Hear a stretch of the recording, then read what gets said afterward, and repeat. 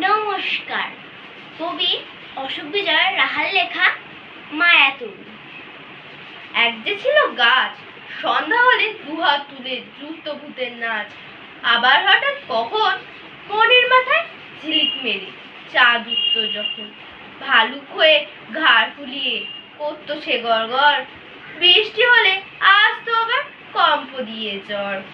এক পশলা শেষে আবার যখন চাঁদ উঠত হেসে, কোথায় বা সেই ভালুক গেল, কোথায় বা সেই গাছ, কোথায় বা সেই ভালুক গেল, কোথায় বা সেই গাছ। মুকুট হয়ে ঝাঁক বেঁধেছে লক্ষ হীরের মাছ। ভোরবেলাকার অবছায়াতে কাণ্ড হতো কি যে ভেবে পাইনে নিজে।